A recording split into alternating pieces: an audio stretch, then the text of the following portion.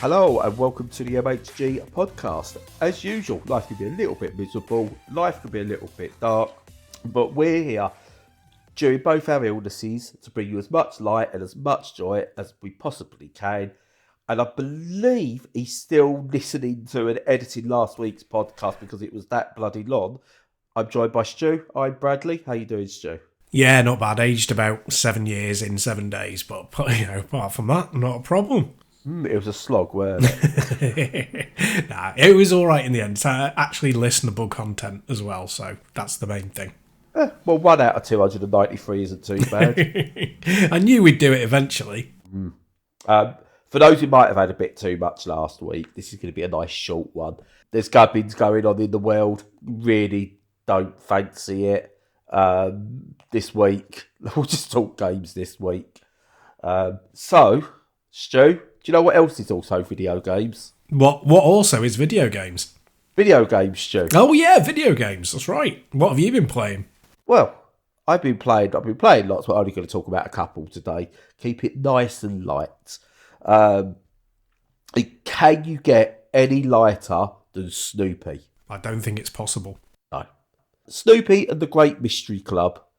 So Snoopy's a weird character in terms of his position in pop culture and stuff like that. He just seems to have always been around. Everyone seems to know Snoopy. Everything like the Peanuts comics, own TV shows and stuff like that. You know when a character's massive when people refer to the original by the main character, by a character's name rather than the name of the original. So you never really get it known as the Charlie Brown Show or Peanuts. It's always referred to as Snoopy. And it always reminds me of the Love Bug, just always being referred to as Herbie and stuff like that. So Snoopy has grown. He's like this massive zeitgeist of a character now. And in video games, he's had a few half-decent games. But also one of the best pilot games. The what's the Crimson, the one that was on Xbox, Crimson Skies. Skies, yeah. Snoopy and the Great Red Baron was like the spiritual successor to that and was really, really good. So when I saw like Snoopy and the Great Mystery Club come about, I was like, do you know what? I'll give it a go. You know, Snoopy's got a decent history. He does fly a plane in this, but it's not Crimson Skies, unfortunately. But yeah, it's this kind of a 3D third-person walk-around mystery game set in the Snoopy universe. You know, the game set up a club to solve mysteries. You know, I mean, no one's ever thought of, you know, a mystery detective club with a dog before. Totally original idea. Okay, just saying, putting it out there. And so yeah, it's you go round. It's a bit point and click. It's exploration. It's puzzle. And you've got to find clues and solve mysteries that are related to the Peanuts world. It's aimed at kids as a game. It's a detective game aimed at kids. And I found I played a little bit of it with Edith, and then she kind of, because of the ADHD and the autism, got bored and wandered off. But I found myself still wanting to play it. It's one of those where, okay, if you're going to aim a game at kids, doesn't give you an excuse to make a bad game. And thankfully, what the developers have done here is they've aimed the game at kids, which makes it accessible and has content and humour that they will find good, but it's still a competent video game that I wouldn't say is a must-buy if you're, you know, 20 to 30-something-year-old who plays a lot of Call of Duty or just generally in games. But if you've got a family, it's a great one to put on, sit there, play together, one of you on the controller, all of you discussing things, that kind of thing. Presentation is lovely. It's all 3D. I personally would have loved to see them go down the Snoopy cartoon art style rather than the, you know, it's the mid-2010s, everything's got to have a CGI movie kind of look. But that's a bit of nitpicking on my part and nostalgia bait. Because it does look good. I would just prefer a slightly different art style. But yeah, Really well made game. There's action parts in there. There's mystery parts in there. It changes up the genre and the pace just enough that it keeps it interesting. And the mini games part, when I heard mini games, I was like, oh no, but they're fine. They fit in with the game. All of that. Yeah, if you know your peanuts, there's plenty there for you. And it's just a good, enjoyable time, really. Fair enough. Yeah, it's a weird one, isn't it? The Peanuts. It's not got a massive sort of cultural impact over here in the UK, but you still kind of know about it, and you know about Snoopy. I don't know if kids do though. I suppose they don't really care because it's cute characters who are well designed. Yeah. So Edith knew who Snoopy was. So all right. Oh, yeah. Okay. Cool. I've never shoved Snoopy down her throat before, so that goes that bodes well, I suppose, for recognition. The only sticking point I would have with this, because I got a code for this, and I played it and went, wow, £15 game, that'd be about right. It's a £33 game, which is still budget in today's world, but that's my only sticking point with the game, is I don't quite know if it's value, like the value's there at that price. Wait for a sale, wait for a bundle maybe, unless you are that into Peanuts that you've got to have it. Otherwise, have a lay down on your roof and just wait for a sale. See what you did there. Yeah, no, that is a significant chunk of change, especially over here, and for something that's fairly simplistic. But hey, probably do very well in the States. Yeah, I hope it does well, because it's a good game. It's the sort of game that you want to, like, you'll go to kids, go play. It's not just, oh, it's crap, but we'll say it's for kids. So, yeah. Oh, fair enough. What about you? Well, on this side of the pond, as it were, I've been playing. Oh, that doesn't make any sense, but it doesn't matter. I've been playing a bit of an internet sensation that had kind of crept up on me. Kim Kardashian. No, don't want. No one plays with Kim Kardashian. It crept up on me, and that made me feel a bit old. Most of the time, anything that comes along that's a bit of a gaming sensation, I've already heard about, or it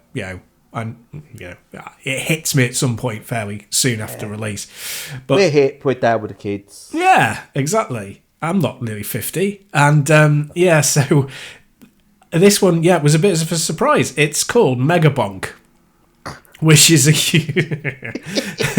didn't even make it through the first time. No. That's great. No. So for our international listeners, in the UK, bonk has always been a euphemism for sex. So obviously, bonking together, bonk. It's good. It's funny. It's a kid's Megabonk. Yeah. It's a kid's not swear word, but a kid's cheeky term kind of thing for sex.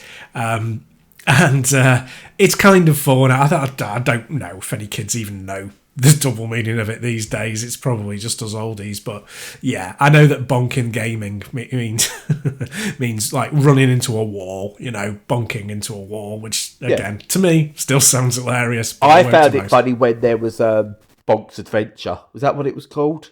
Yes, that was a very long time ago. But yeah, so we're always going to find that funny. Just like we use the word "we" to mean go for a piss instead of pee. So that when the Wii came out, that was hilarious for a long time as well. Anyway, and Fanny Pack as well. That's funny. That's always funny. Yeah, that's never not going to be.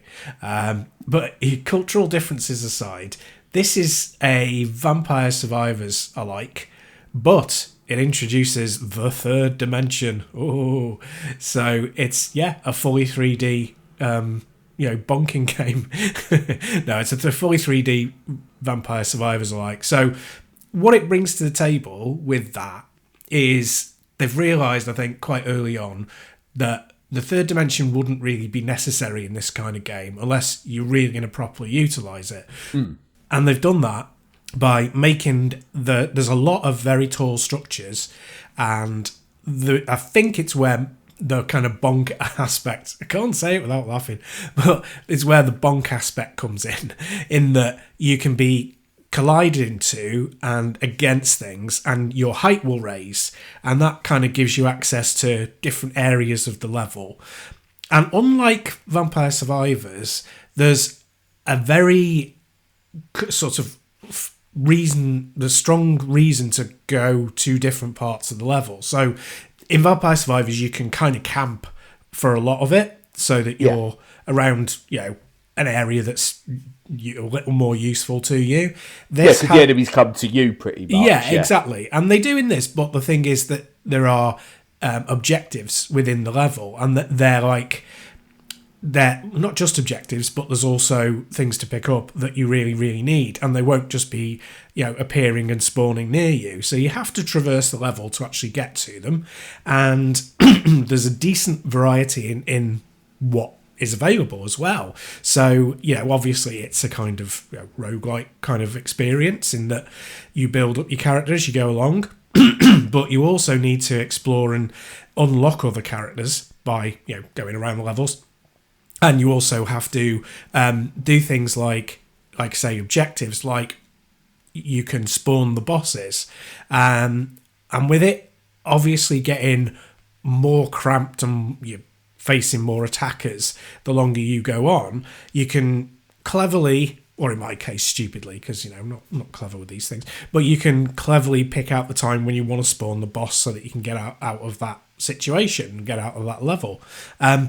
Which is really good, and they're very, very tough, and you have to have progressed quite a lot to be able to do them. But that combination of definitely needing to traverse and also, choosing basically when to spawn things, and if you want to spawn sort of more difficult optional encounters as well, you can do that. So there's a really good reason to traverse, and also, as I say, it uses that vertical height quite well. Sometimes you get overwhelmed and you get bounced up onto the top of a ledge and you've got a moment's respite, which is really good. It looks like it's designed as a kind of PS1 or late DOS looking game kind of thing. It looks like a late 90s game. It looks like a Mode 7 graphics.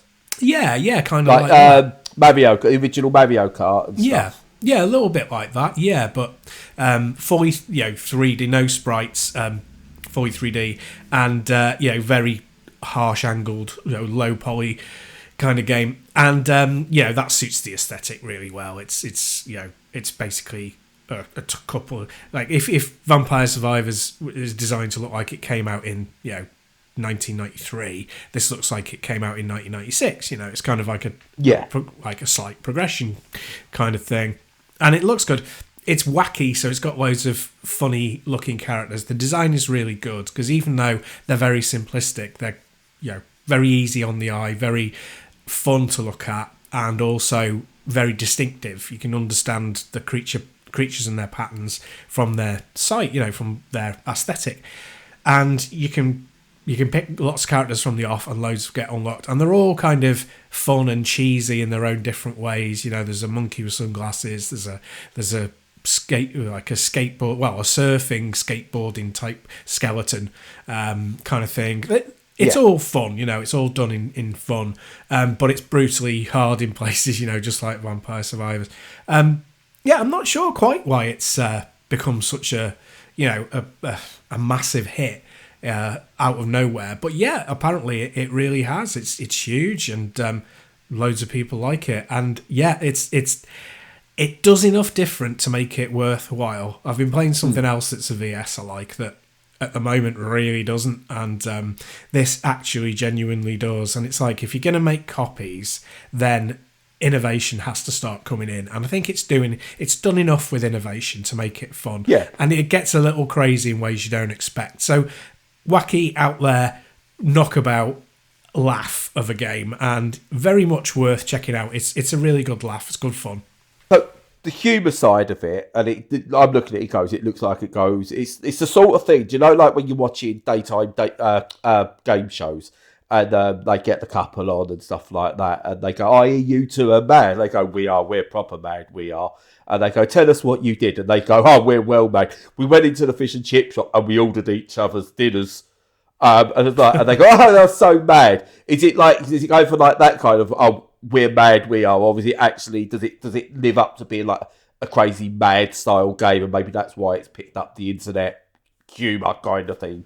Yeah, I think it very much does. It works because the kind of the style of having all those wacky, weird characters in it is very much like early 3D gaming. But it's also got that very solid core of being, we've progressed, we've learned what works and what doesn't, and the gameplay itself is extremely solid and technically adept. So because it's got those low poly visuals, it sticks a ton of creatures in there. And it can handle them. It works perfectly on Steam Deck, even when you're running it at lower TDP, and that's impressive because it's pushing a lot of stuff. And technically, you never feel cheated, even though it is a game about chaos. So the game engine underneath it all is really good. It's got loads of really silly characters that their interactions make it funny. Like when obviously you play as the monkey and you can get he fires a banana, but at a certain point you unlock that banana for other characters. So it's the fun of like having these silly, kind of out there concepts all chucked together and into a melting pot, just being a bunch of creatures bashing against each other.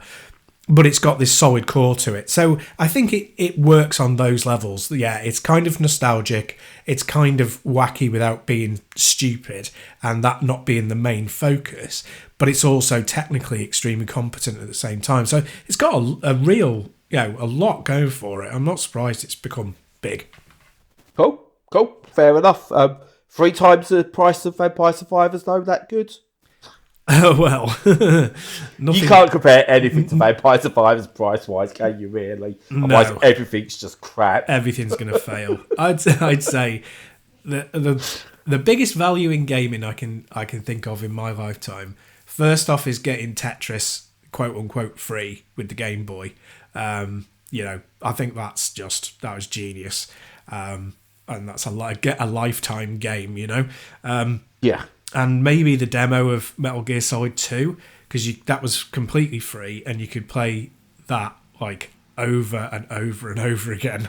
Yeah. It's not quite in those leagues, but it's still a very under $10. It's a very good price. Oh yeah, definitely cool. So moving on, a game that came out a while back. I want to say maybe 10 years ago now. I don't know. Time doesn't mean anything.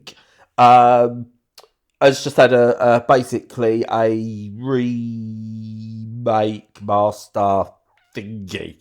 But Yooka-Laylee, which was the quote-unquote spiritual successor to Banjo-Kazooie, came out and wasn't great. We'll say wasn't great.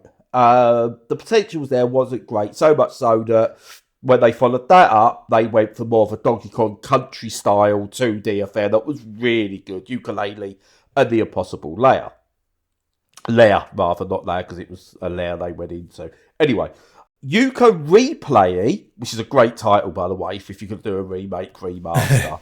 Yeah. Well done. I love it when they play with the remaster type thing going on. Yeah, anyway, is the first game, and it is literally the first game, because I remember playing it on, I want to say I played it on the Switch, and it was rough, and I was just like, oh, it is that, yet somehow, I don't know what they've done, they've turned it into a game that was rough, and felt rough to play, without seemingly changing much, and turning it into an excellent 3D platformer that is on the level of something like New Super Lucky's Tale, which is one of the most underrated 3D platformers on the market. We're not at Mario Odyssey levels, but what is, so to speak. But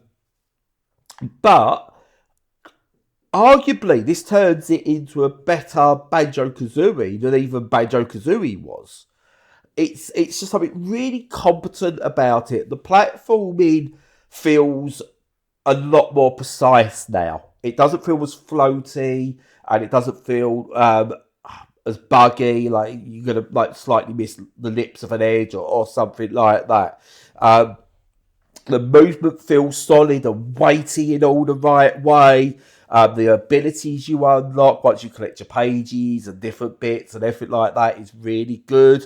It's got the traditional setup of you go into a bigger level, you find pages instead of jiggies that you would have got in Banjo-Kazooie. Plus there's quills and other different bits you need to collect. It's a collectathon, essentially. And there's coins to collect. It has a little nod to Mario, so like you can run through a bush and you might spawn some coins and stuff like that. So it has a little nod to like the 3D Mario games in there as well. It's difficult the more you play, so the later levels get more difficult, but in a good solid way. It's got some nice crossover bits. So very early in the game, you get to meet Shovel Knight, who need your help to do something. So it's got some nice little crossover, like Easter eggs in there as well, which is really good. It's then got these retro 2D elements to it at points as well that you can go into, and it's got sort of like on top of what there was in the original, there's new stuff as well. So there are new character moves you get. I don't think I've really come across all of them yet. Or any I can specifically say, oh, this definitely wasn't in the new game. But I say, traversing different areas feels better because I feel like there is a bigger move set. The story's evolved a little bit, so it's not just basic blah. There's more depth to it in the way there needs to be. They're not suddenly turned it into a, clair obscure, wonderful epic. But there's just that bit more depth to the characters and the interaction and things like that. There's more hidden bits in there. There's more challenges in there. It's basically just more and better. And it feels like this is the game they wanted to release all those years ago. But just for whatever reason, whether it was budget, whether it was the technology, whether it was the experience, who knows, they just never got that to work. And it's almost like they've gone, right, look, pretend that wasn't there. This is what we wanted. This is the game we've released. And it's absolutely fantastic. And what I'll do is I'll compare it to New Super Lucky's Tale. Like Super Lucky's Tale came out. And it was originally, I believe, a VR thing that just didn't take off. And then it was released. It was a bit average. And then they done the new version, which just like honed everything and made it one of the best 3D platformers. This is at that level. And it just goes to show sometimes failure doesn't have to be the end. You can take what you did and go, look, we've got the experience now. We're just going to redo this.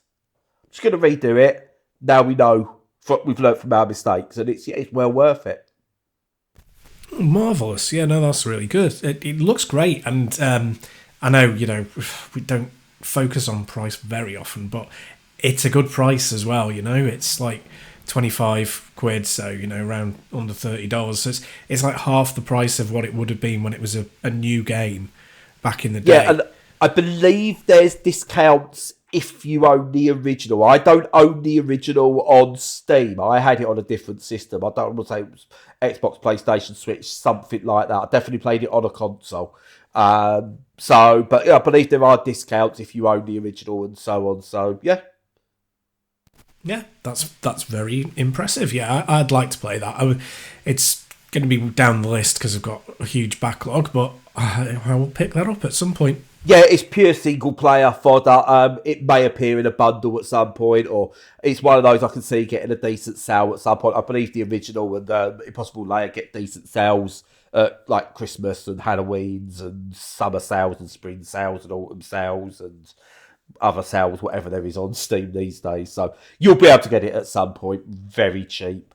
But if you are someone who's really into these and you got the time, yeah, 25 quid is a decent amount for what you're actually getting out the game. Cool, I'll get it in one of Steam's day ending in Y sales, I think. Yes, definitely. I totally would do that. So, yeah, fantastic. Loads of good games still coming out. It's, okay, this isn't Game of the Year territory or anything like that, but it's just another solid entry in what's already a packed year of games. And there's still more to come before the year's out, Stu. I know. And I'm still catching up. I still haven't played Claire Obscure, and I haven't played Silent Hill F. I don't want to play them. Yeah, I want to get Silent Hill. I've heard good things, that it goes back to a bit more of actually understanding what the original games were actually about. Yeah.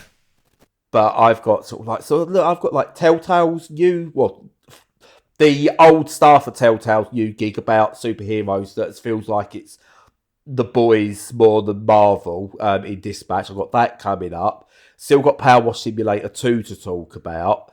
Couple of spooky games. I think that'll be my focus next week, the spooky games. You got Surviving Mars as had a remaster. I've still got Train Sim World I need to talk about. And also, landed on my in my inbox last night, and I'm embargoed, but Recreation, which is from Free Fields Entertainment, the team behind the Burnout series. And what I will say, just ahead of time, just a little snippet, this might as well be called I Can't Believe It's Not Burnout. Paradise. Oh, right. Yeah. So I can't wait to talk about that one. I've only played sort of like half hour to an hour so far, but yeah, I can't wait till the embargo's up on that one to actually talk about it in depth. Cool, looking forward to that. And that's the ones that I've got. I know there's still other stuff to actually come out. Like, I think Jurassic World 3's coming out soon. Lots of Jurassic World Evolution 3, and they're always good, solid games as well. And I don't know. It's probably going to be a surprise that we don't know about, because it always seems to be come the end of November, early December. So, yeah, bit of something for everyone. Yep, absolutely. No, cool. Apart from Dave. Don't like Dave. Dave doesn't get a game. Oh, yeah, no. No Daves get any games. No. Fuck Dave. Yeah, Dave, fuck you. Yeah. Not David. I like David. Not Dave, though. Yeah. Oh, yeah, fuck Dave. I'm watching you.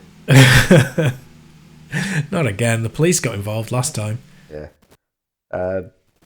For clarity's sake, that was a bit. I'm not actually watching you, Dave. All right, okay?